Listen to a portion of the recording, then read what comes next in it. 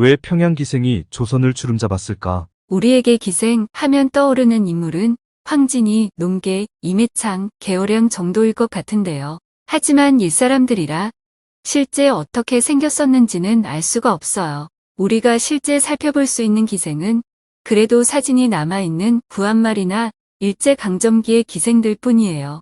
왜냐면 해방 직후 법으로 금지되면서 기생의 존재가 역사 속으로 사라지고 말았거든요. 우선 조선시대의 기생은 세 종류로 분류되었다고 해요.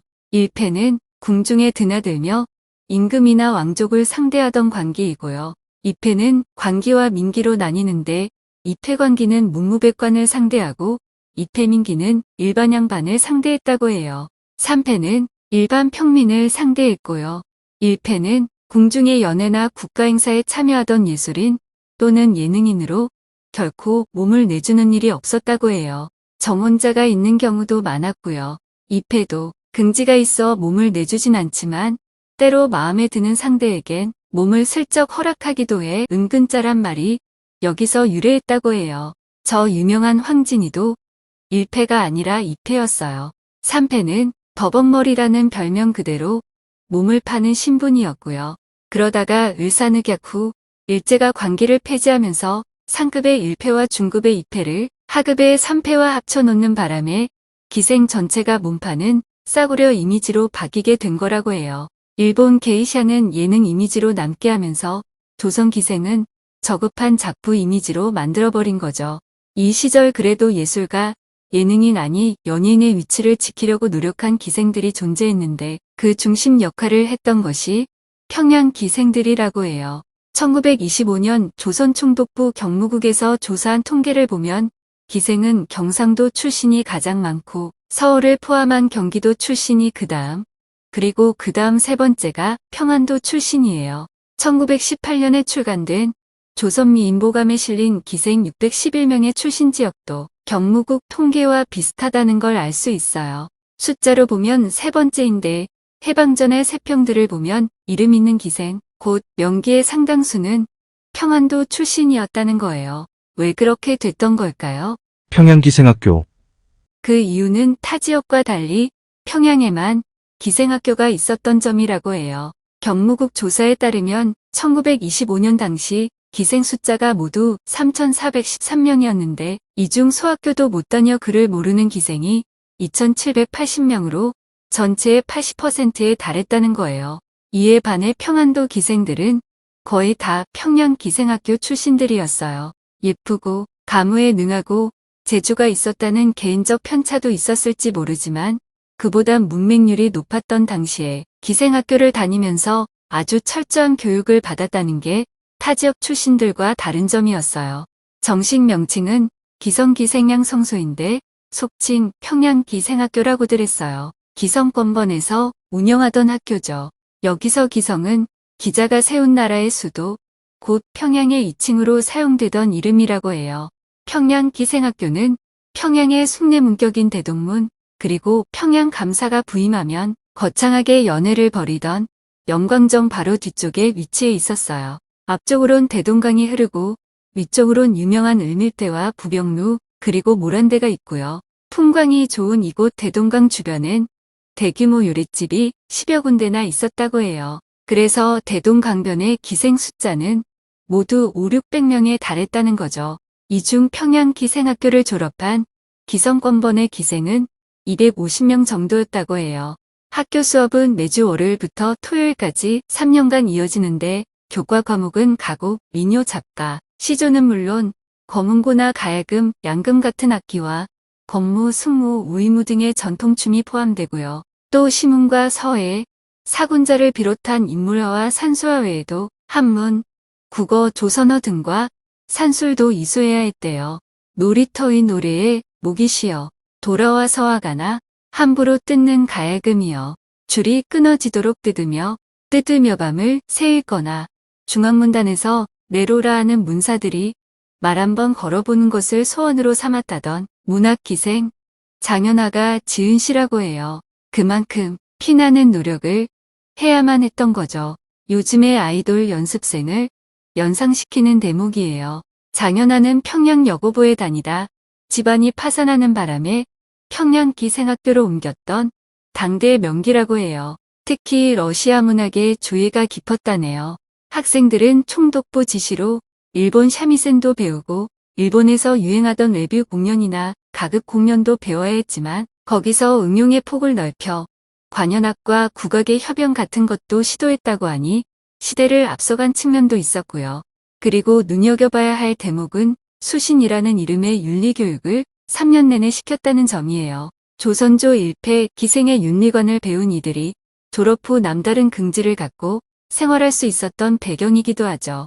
황진이나 농계, 춘향이 같은 의기와 정절, 그리고 예인의 대명사인 그들을 롤모델로 삼아 최고의 기녀가 되기 위한 수업을 받았던 거예요.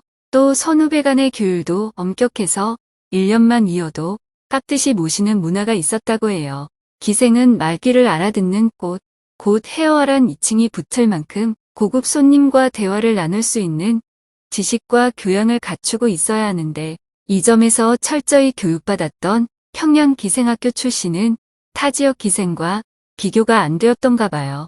때문에 평양 기생학교 출신이라면 어딘가 다르다는 인식이 퍼져 있었고 그래서 어느 정도 재력이나 지력 그리고 명망이 없이는 평양 기생을 함부로 부르지도 못했던 게 당시 분위기였다고 하네요. 이런 점이 언론에도 반영되어 있어요.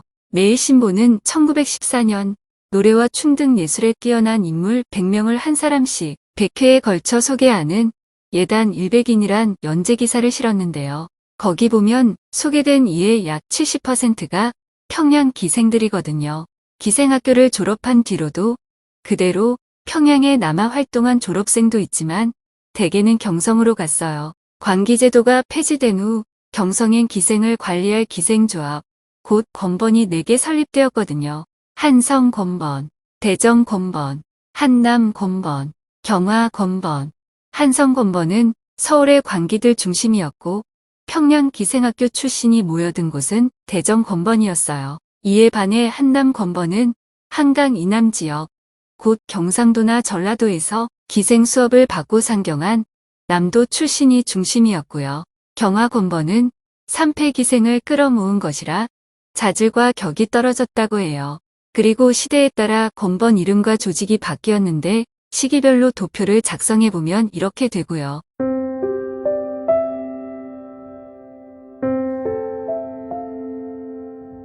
일패기생 이난향. 우선 대정권번의 이난양 이야기부터 시작하는 게 좋을 것 같아요. 일제강점기의 3대 기생 중 1위로 꼽는 게 이난양이니까요. 1900년 평양에서 태어난 이난양은 좌수였던 아버지가 객주업을 하다 실패하면서 집안을 살리느라 당시 기생을 양성하던 서재를 다니게 되었다고 해요. 평양 기생학교의 전신이죠. 여기서 1년쯤 공부하다가 대궐 진연에 참가하라는 어머니 지시에 따라 13살 때 상경했다는 거예요. 왜냐면 대궐 잔치 때는 평양 기생이 100여 명씩 출연했고 행사가 끝나면 명주를 2필씩 받았대요. 대한제국 시절 이난양은 순종의 전속기생으로 한간에선 보기 드문 1패기생의 신분이 된 거예요. 이난양이 15살 때 찍었다는 사진을 보실까요? 신문에 실린 사진이라 깔끔하게 복원되지 못했지만 그래도 미모는 엿볼 수 있어요. 조선 미인보감에 실려있는 사진은 이난양이 19세 때 찍은 사진인데 정면 포즈가 아니라 그런지 좀 어색한 느낌을 주지만 그래도 자세히 보면 이난양인 걸 알 수 있어요. 그리고 동료 관기들과 찍은 사진이에요. 키가 컸어요. 165cm였다고 해요. 팔다리가 기니 같은 춤을 춰도 더 우아하게 보였을 거예요. 조선 전통 무용부터 서양 왈츠까지 마스터한 이난양은 가야금은 물론 일본 샤미센과 서양 피아노까지 모두 능했다고 해요. 거기다 당대 최고의 미인이었고요. 그런 그녀를 보러 장안의 명사들이 몰려들었다고 해요. 관기가 폐지된 후 기생들은 요릿집에서 일하는 경우가 많았는데 이난양의 경우는 당시 조선 제1의 요릿집인 명월관의 스카우트였죠. 종업원만 120명이었다는 명월관은 본래 광화문 사거리 곧 지금의 동아일보 사옥자리에 있었어요. 2층 회색 양옥이었는데 건물이 불타버리는 바람에 명월관 주인 안순아는 당시 비어있던 인사동의 순화궁을 얻어 태화관을 열고 훗날의 피카디리 극장 자리에서 장충관을 경영하던 이종구에게 명월관 간판을 팔았다고 해요. 그래서 초창기를 모르는 사람에겐 명월관이 처음부터 종로상가에 있었던 걸로 알려지게 된 거래요. 어떤 손님이 명월관에 처음 나간 이난향의 이름에 향자가 있다는 걸 알고는 내 몸에선 향내가 나느냐고 물었대요. 그러자 아직 나이가 어렸던 이난향은 앞으로 2, 3년 있으면 향내가 날 거예요 하고 재치 있는 답을 했다는 거예요. 이를 들은 손님은 정말 평양기생은 다르구나 하고 감탄에 마지 않았다는 이야기가 전해져요. 이난향의 회고에 따르면 매주 명월관에 오던 명사들 가운데는 당대의 소설가 이광수, 당대의 사학자 최남선, 당대의 역사소설가 홍명희도 있었다고 해요. 그중 이광수는 올 때마다 술에 취해 얼굴이 붉었고 최남선은 덩치는 큰데 수줍음이 많아 내성적인 성격이었고 홍명희는 얼굴에 늘 수심이 드리워져 있었다고 해요. 얼굴만 예쁜 게 아니라 머리가 총명했던 이난향은 대정권번이 조선권번으로 바뀔 때 취체역이 되었다고 해요. 이때 이난향의 나이 25이었으니 요즘 표현으론 최연소 CEO가 되었던 거죠. 그리고 31세가 되던 해 영남지방 대부 남모 씨와 결혼했고요. 노래를 잘 불렀던 이난향은 결혼 뒤에도 상사별고, 개락, 백호사 같은 음반을 내기도 했어요. 그 후 부잣집 마나님으로 지낼 때의 사진 같은데 신문 사진을 복원한 것이라 깨끗하진 않지만 그래도 젊을 때의 미모는 좀 남아있는 것 같죠? 그 후 평범한 여인으로 지내다 79세를 일기로 세상을 마감했으니 꽤 괜찮은 일생을 보낸 기생이었다고 할 수 있어요. 죽기 전 중앙일보에 남기고 싶은 이야기들이란 회고록을 남기기도 했고요. 당대의 얼짱 장현홍. 얼짱 기준이긴 하지만 조선 3대 기생 중 2위는 장현홍이에요. 1911년 평양에서 태어난 장현홍은 원래 부잣집 딸이었는데 가세가 몰락하면서 어쩔 수 없이 평양기생학교에 들어간 케이스라고 해요. 졸업 후 경성에 가지 않고 그대로 평양의 기성권번에 남아있었는데도 학생 때부터 알려진 아름다운 용모와 자태 때문에 전국적인 유명세를 탔다고 해요. 그래서 그런지 그녀 사진이 들어간 그림 엽서가 많이 남아있어요. 광고 모델로도 뽑혔고요. 동아일보에 실렸던 신문 광고를 보실까요? 광고 오른쪽에 미월석감이란 한자가 보이는데 우리말론 미월비누예요. 1930년대의 광고 모델이라뇨? 지금도 그렇지만 당시는 정말 아무나 하는 게 아니었거든요. 얼굴과 자태는 예뻤지만 예능 쪽에서 특별히 두각을 나타냈다는 기록은 보이지 않는 것 같아요.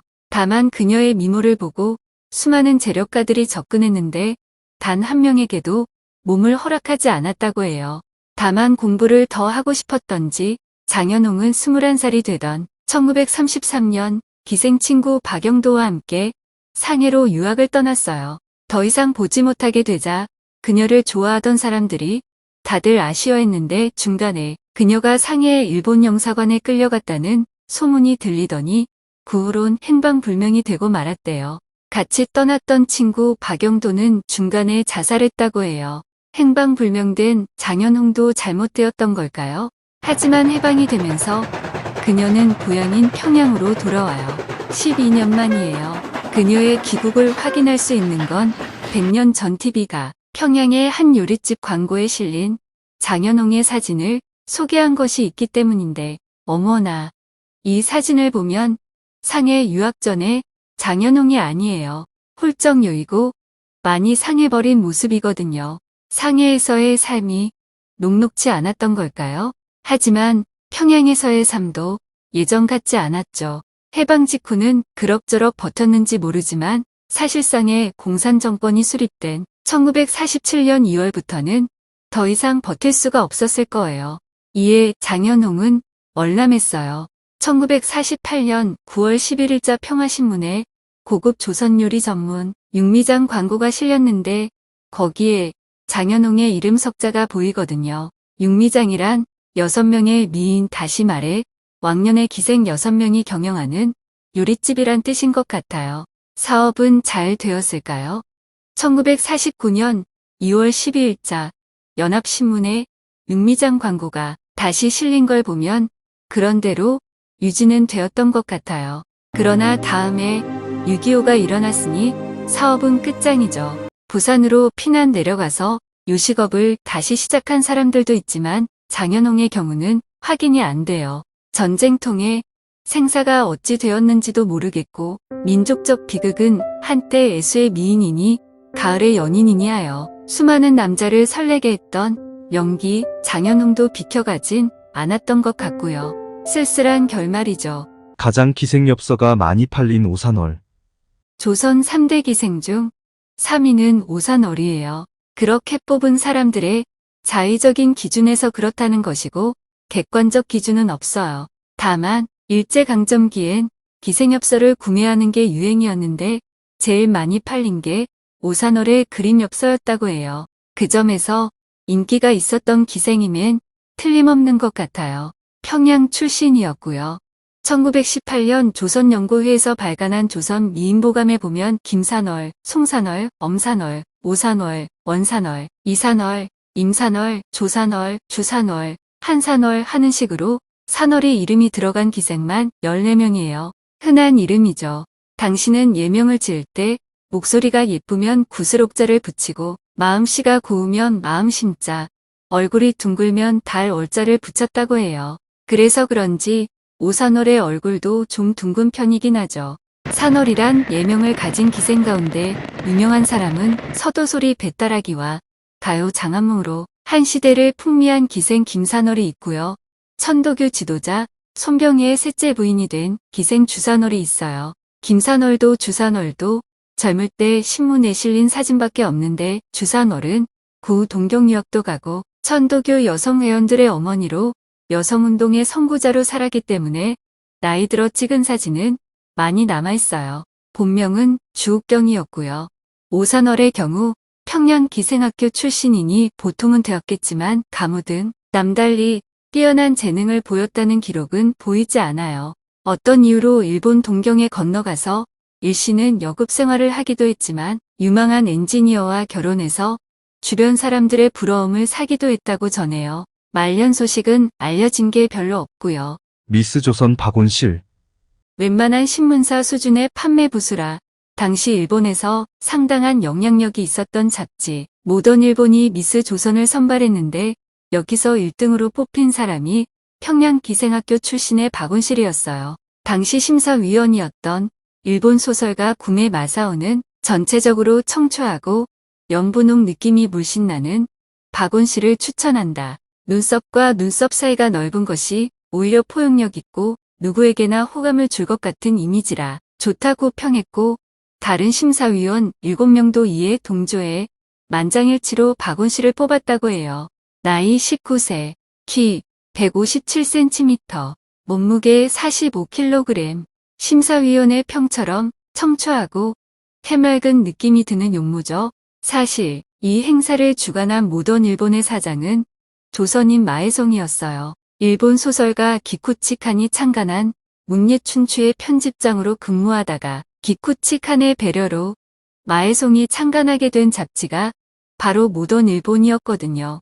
해방 후 마에송은 동화작가로만 알려졌으나 해방 전엔 성공한 출판 문화인으로 일본에서 알아주는 저명인사였다고 해요. 그 모던 일본이 전년도에 발간한 조선판이 물경 30만 부나 팔리는 대형 베스트셀러를 기록하자 조선의 약진과 발전에 눈부신 모습을 상징하기 위해 1940년 8월 미스 조선을 선발하게 된 거죠. 창씨개명, 신사참배가 강요되고 인적, 물적 자원의 수탈이 진행되던 암울한 시기였지만 한쪽에선 약진과 발전의 시기였다고 치장을 한 거죠. 그런데 미스 조선의 선발은 이게 처음이 아니었대요. 그보다 9년 전인 1931년에 미인대회가 2개나 열렸는데 하나는 그해 5월 월간 삼천리가 주최한 미스 코리아 삼천리 1세기였고 다른 하나는 그해 10월 오사카 마이니치 신문이 주최한 미스 조선이었어요. 미스 코리아 삼천리 1세기에 선발된 사람은 여류소설가 최정희의 여동생인 최정원이었고요. 미스 조선에 선발된 사람은 일본인 1명, 조선인 1명인데 일본인은 인천 고녀를 나온 기꼬지 도시꼬였고 조선인은 경성여상을 나온 이명숙이었어요. 미스 코리아란 이름을 사용한 사례가 하나 더 있어요. 그건 1934년 콜럼비아 레코드에서 미스 코리아란 가수가 마이테자란 곡을 부른다는 광고를 도하 신문에 실은 일인데요. 동아일보 1934년 9월 20일자 광고를 보실까요?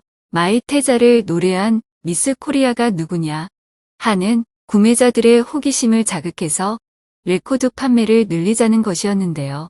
이는 3년 전 일본 빅터 레코드가 아리랑이란 조선 민요를 내놓을 때 가수 본명은 숨기고 그 대신 금빛 가면을 쓴 여인을 광고했던 판매 전략을 흉내낸 것이었다고 해요. 빅터의 판매 전략은 공전의 히트를 쳤지만 콜럼비아 전략은 크게 성공하지 못했던 것 같아요. 빅터 레코드는 히트를 치자 노래 부른 금빛 가면을 공개했는데 그 주인공은 동양음악학교를 나와 쇼 찍고가 극단에서 일하던 고바야시 치요코였다고 해요. 이게 또 화제가 되면서 판은 더 팔리고요. 하지만 판매가 부진했던 마이테자의 가수 미스 코리아는 잊혀지고 말았던 것 같아요. 그러다가 최근 국악평론가 김문성 씨가 마이테자를 부른 미스 코리아는 그 뒤 궁초댕기, 금강산 좋으시고 등을 부른 모란봉이고 모란봉은 평양기생 김추월이었다는 사실을 밝혀내게 되었는데요.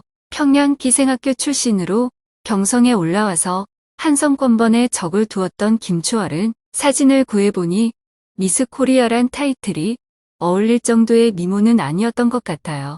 미스 조선이라고 해서 호칭이 조금 다르긴 해도 사실상 해방전의 미스 코리아였던 박원실은 미모뿐 아니라 가무에 능했고 성격마저 온화하고 살가워서 좋아하는 사람이 많았다고 해요. 살가운 16살 때의 모습은 이렇고요. 미스 조선에 뽑히던 19살 때의 모습은 이래요. 맑고 깨끗하고 단아한 모습이죠. 그런데 이 사진을 보세요.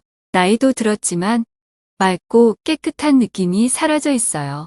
30대 중후반. 1921년생이니까 30대 중후반이면 6.25 직후의 모습이었을까? 짙은 화장도 그렇고 옷차림도 그렇고 뒷배경 창살도 그렇고 전쟁통에 모든 것이 무너져버린 모습이네 하는 생각이 들었어요. 일하던 요릿집에서 찍힌 사진이었을까? 풋풋하고 청초했던 젊을 때의 모습을 생각하면 참 인생무상 그런 슬픈 생각이 들었는데 사진을 다시 보니 이건 박원실이 아니네요. 보실까요? 흐릿한 오른쪽 글자를 좀 선명하게 만들어 보면 일본어로 조선의 기생이라 인쇄되어 있어요. 해방 전의 사진이었단 얘기죠. 해방이 될 때 박원실 나이가 24인데 24에 저런 아줌마 얼굴이 될 순 없거든요. 사진이 한 장 더 있는데 보실까요? 확실히 박원실은 아니에요. 글자를 좀 선명히 만들어 보면 여기도 조선의 기생이란 글자가 보이죠? 천만다행이다. 개인적으론 그런 안도의 숨을 내쉬게 되더군요. 대중스타가 된 기생 왕수복. 일패기생 이난양의 회고에 따르면 조선의 명기는 서도기생과 남도기생으로 나눌 수 있는데 서도기생, 곧 평양기생은 시조와 가사에 능했고 남도기생은 창을 잘했다고 해요. 그러나 어릴 때부터 노래서재에서 목을 트고 손끝을 익히기 때문에 명창은 서도기생 쪽이 더 많았다는 주장이에요. 이를 뒷받침하듯 레코드에 취입한 초기 가수는 평양기생이 많았던 게 사실이긴 해요. 앞에서 살펴본 김산월을 필두로 꽃을 잡고 조선 팔경가, 능수버들을 부른 선우일선, 미스코리아 김추월, 서도민요로 인기를 끈 한경심, 서도명창 장학선 공명가, 초안가를 부른 이영산홍, 정한의 밤차를 불러 히트한 이음파 등등. 그런데 시대는 변하죠. 1930년대 전후로 서구화된 생활에 관심이 증폭되고 그에 따라 모던걸과 모던보이가 거리로 쏟아져 나오면서 도심엔 카페들이 들어차죠. 요릿집보다 카페 손님이 더 많아지면서 권번기생은 차츰 카페 여급에 밀리는 상황을 맞게 돼요. 또 추금기가 보급되면서 대중가수의 등장이 예고되는 시기이기도 했죠. 이런 시대적 분위기를 타고 일약 대중스타로 떠오른 사람이 바로 기생 왕수복이었어요. 평양기생학교를 우등으로 졸업한 왕수복은 평양 기성권번에서 잠시 일하다가 1933년 폴리도르레코드에서 고도의 정한이란 유행가를 취입했는데 그만 이게 공전의 히트를 치고 만 거예요. 이 한 곡으로 왕수복은 일약 유행가의 여왕이 된 거죠. 1935년 잡지 삼천리에서 실시한 인기투표에서 왕수복이 1등을 했거든요. 당시 폴리도르레코드의 신문 광고를 보실까요? 판도 120만 장이나 팔렸다는데 이는 오늘의 시점에서도 경이로운 판매고예요.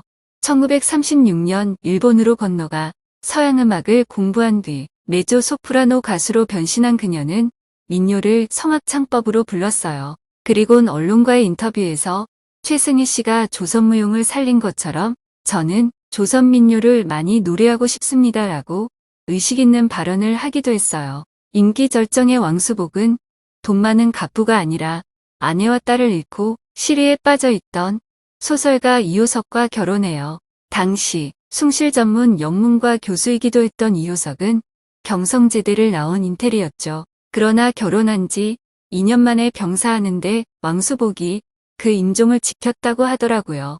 그 후 재혼하게 되는데 그녀가 택한 상대는 이번에도 갑부가 아닌 지식인이었어요. 시인, 무천명의 애인이기도 했던 김광진은 수재들만 다닌다던 동경상대를 나와 보성 전문 교수를 하고 있었거든요. 해방 후 함께 월북하여 그곳에 정착했고 북한 국립교향악단 성악가수가 되어 활동하다가 1959년엔 공문배우 칭호를 수여받고요. 1997년엔 민요 독창회를 열기도 했는데 지금 보시는 장면이 바로 그 동영상이에요. 81세인데도 정정하죠. 말년까지 최고의 대우를 받으며 살고 죽어선 애국녀 사릉에 묻히고 기생팔자라고들 하지만 왕수복의 경우 인연과는 별개로 인기도 없고 돈도 벌고 대우도 받는 정말 괜찮은 생을 살았던 기생팔자가 아니었을까요? 김동인의 애인 김우겹.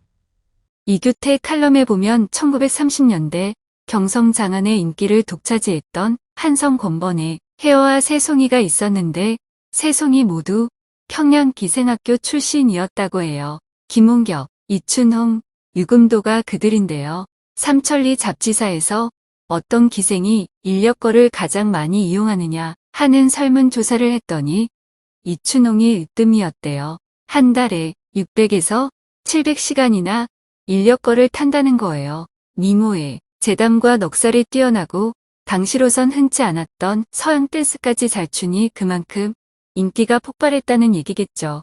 그러나 시간이 지나면서 눈길이 옮겨가는 상대가 바로 유금도였다는데 찬찬히 보면 볼수록 숨겨진 매력이 드러나는 그런 타입이었던가 봐요. 새 꽃송이 중 마지막 김홍겹은 원래 황해도 출신인데 평양 기생학교를 다녔대요.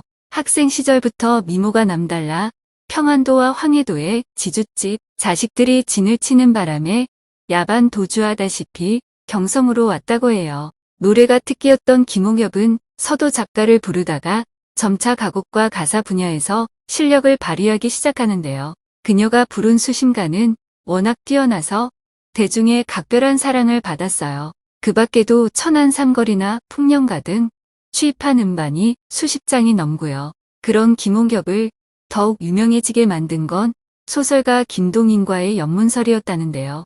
지금 조선일보에서 주관하는 동인문학상이 바로 김동인의 문학적 업적을 기리는 문학상이에요. 배따라기, 감자, 발가락이 닮았다 등의 작품을 썼는데 대개는 소설가였던 것만 알지 그가 만석군 아들이었다는 사실은 잘 모르는 것 같아요. 엄청난 유산을 상속받았던 그는 사업하다 실패하기도 했지만 기생집에 퍼다준 돈도 상당했을 거라고 하네요. 이 과정에서 김우겹과의 연애가 시작되었던 것 같고요. 풋풋한 10대 사진에서 30대로 넘어간 김우겹의 모습은 이렇고요.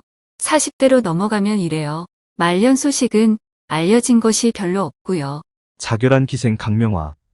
술과 노름으로 재산을 탕진한 아버지 때문에 삿바느질로 근근히 살아가야 했던 어머니는 어느 날 어린 강명화를 데리고 평양의 어떤 퇴기를 찾아갔다고 해요.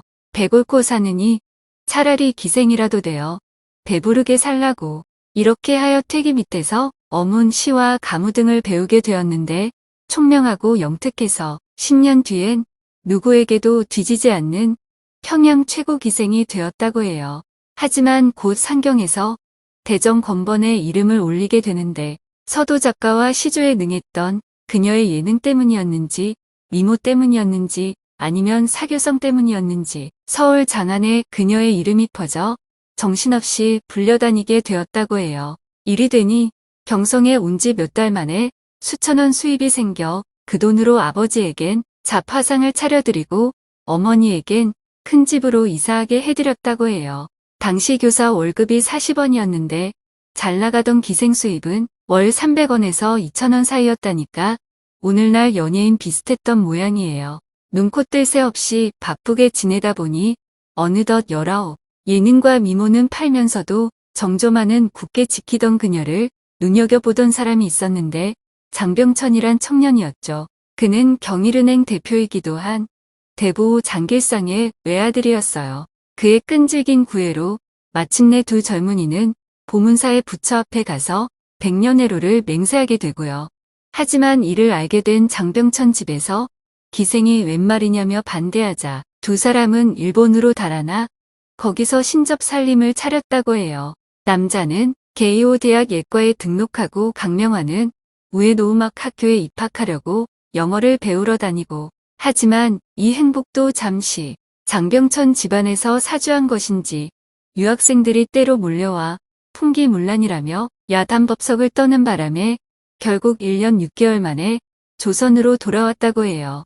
강명화는 마음을 굳게 먹고 장길상 집에 가서 석고대죄를 드렸지만 온갖 모욕만 받은 채 쫓겨나게 되자 온양 온천에서 장병천과 사흘을 보낸 뒤 깨끗한 옷으로 갈아입고 자결하죠. 그녀의 나이 23, 넉 달 뒤 그녀를 잊지 못한 장병천도 목숨을 끊어요. 두 사람의 정사는 당시 엄청난 사회적 반향을 불러일으켰다고 해요. 사랑에 실패한 젊은이들이 잇따라 정사를 택했거든요. 이 같은 사회현상을 보고 하에까와란 일본인이 강명화의 실화를 다룬 비련의 곡이란 영화를 제작했는데 당시 조선과 일본 그리고 만주 등지에서 꽤 재미를 보았던 것으로 전해져요. 같은 해 강명화실기란 소설이 출간되었고 다음 해인 1925년엔 강명화전 그리고 10년 뒤인 1935년엔 절세미인 강명화란 소설책이 출간되었는데 모두 불티나게 팔렸다고 해요.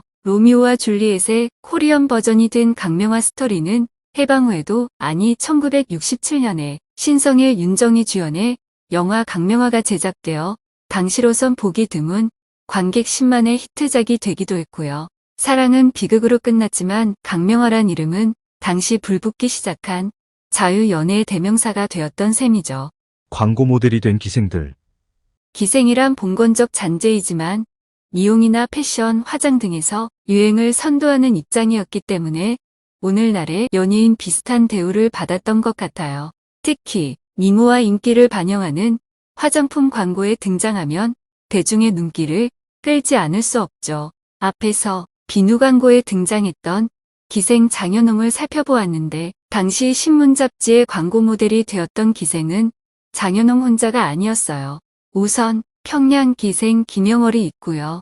서도명창, 장학선 등과 함께 소리에 능했다는 기록이 보이지만 정작 취입한 레코드 같은 것이 따로 발견되지 않는데요. 그보다는 용모가 뛰어나서 그녀 사진을 담은 그림 엽서는 꽤 남아있어요. 무엇보다 미왈비누의 광고 모델로 나섰던 일인데 신문에 난 광고 문화는 이런 모양이지만 그 원바탕 사진은 이래요. 시기가 1934년인데 옷차림과 포즈가 지금 찍은 사진이라 해도 믿어질 정도죠.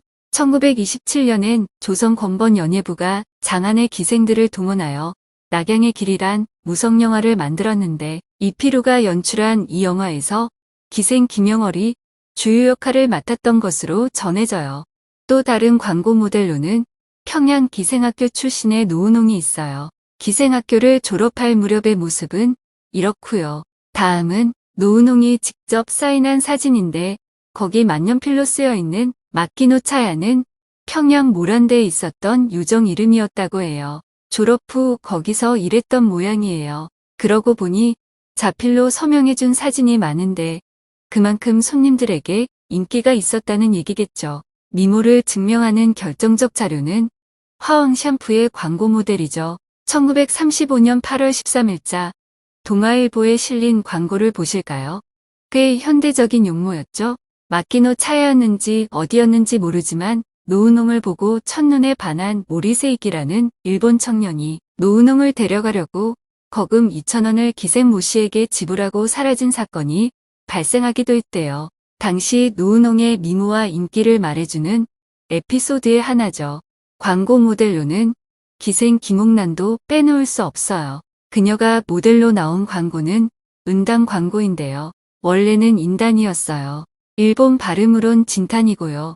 인당회사 창립자가 대만 출병 중에 현지인들이 복용하던 약을 보고 아이디어를 얻어 1905년에 발매한 상품이 바로 인단이었대요. 해방 후 한국에선 은단이란 이름으로 팔았기 때문에 지금은 은단이 고중 청량제의 대명사가 되었지만 북한이나 중국에선 아직도 인단이라 부른다고 하네요. 은단 광고에 나온 김옥란도 평양 기생학교 출신이었어요. 승무에 능해 1926년 스웨덴 황태자가 방한했을 때 그 앞에서 승무를 추었다고 해요. 대학에서 고고학을 전공한 스웨덴 황태자는 경주 고분 현장에서 발굴을 도왔고 거기서 발굴된 신라금관을 서봉총 금관으로 명명하게 되었다는데요. 그 이유는 서봉총의 서는 스웨덴을 뜻하는 서전의 서자이고 봉은 금관에 장식된 봉황을 가리키는 봉황봉자이고 총은 무덤이란 뜻이고요. 결국 스웨덴 황태자가 발굴한 봉황장식의 금관이란 뜻이 되는데 신라금관을 스웨덴과 연결시킨 건 아무래도 총독부 농관이었다고 봐야겠죠.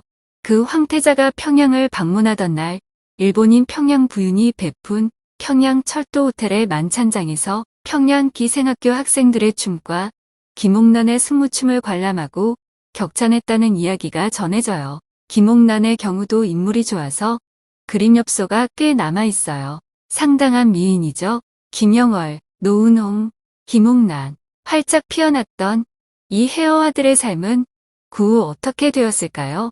아니, 이난향, 장연홍, 오산월, 박원실, 왕수복, 김우격, 강명화 등 난 시대의 미인들은 일부 세인의 기억과 자료 속에 아쉬움과 덧없음으로 남아있어요. 이번 영상을 재미있게 보셨다면 좋아요와 구독을 눌러주세요. 그리고 칼러로 복원한 해방전 서울의 일본 거리와 천재 시인 잉화의 비극도 꼭 시청해주세요.